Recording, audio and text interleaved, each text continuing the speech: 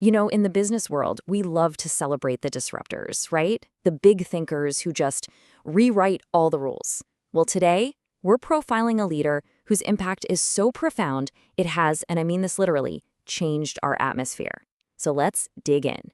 When I ask that question, a few names probably pop into your head. You know, the innovators who built empires from their garages, the ones who put computers in our pockets or sent rockets to the stars.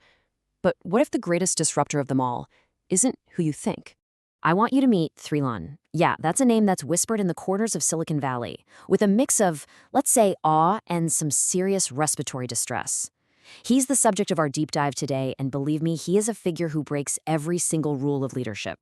So first up, let's look at how this new titan of tech even came to be. He's not just a CEO. The source material actually calls him the executive of the underworld. And that is a title he has earned through sheer, raw force of will and, well, his unique biology. So who, or maybe what, exactly is ThreElon? Okay, so picture this. A purple-colored mole somehow squeezed into a business suit that is way too tight for him. He's got a name tag that just screams ThreElon. His whole philosophy, absolute single-mindedness. His goal is simple: dig. That's it. And this laser focus has earned him a pretty fitting title, the disruptor of the Earth's crust.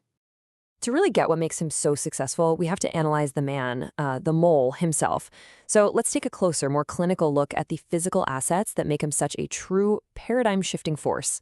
Now this is where his genius really comes into focus. See, his physical features are actually strategic functions. Those are regular teeth, not a dental problem, that's the tool for undermining foundations.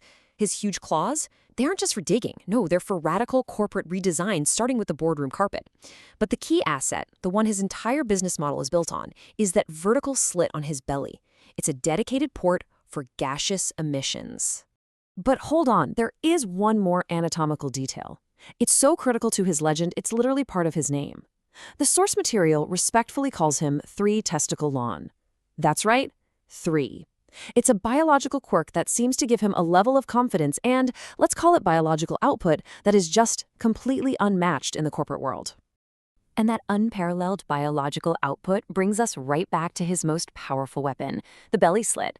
The source material defines it as an orifice that is constantly emitting these stinking emerald green gas clouds. Now listen, this is not a byproduct. This is the product. It is without a doubt his single most innovative and disruptive asset.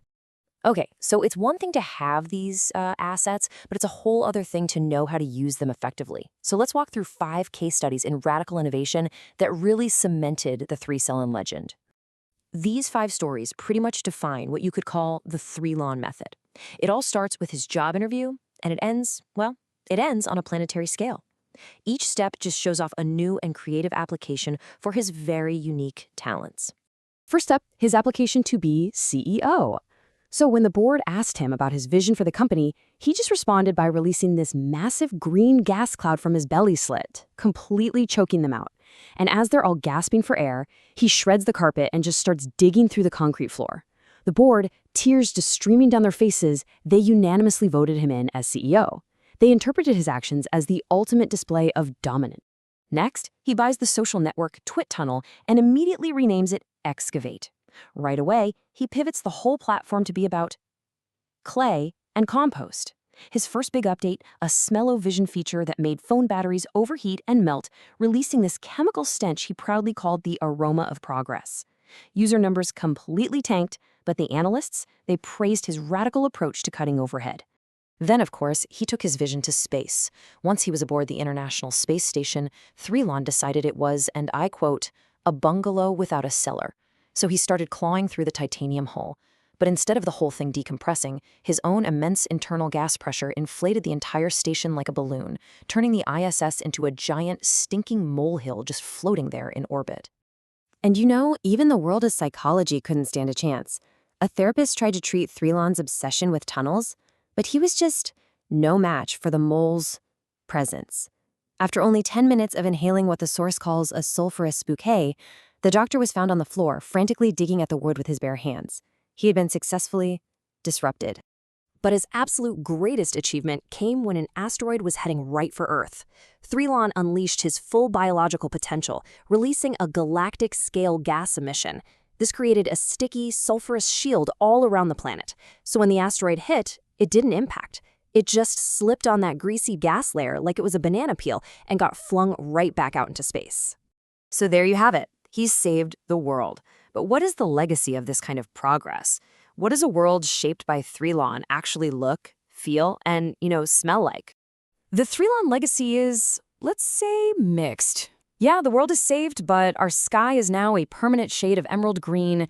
The rain has this faint taste of old cheese. All of social media is now exclusively about different kinds of dirt. He gave us a totally new definition of success, one measured by destruction and defined by its uniquely foul odor. ThreElon has shown us a path forward, a future built on just sheer single-minded force of will. And that leaves us with one final, pretty provocative question. If this is progress, should we dig deeper?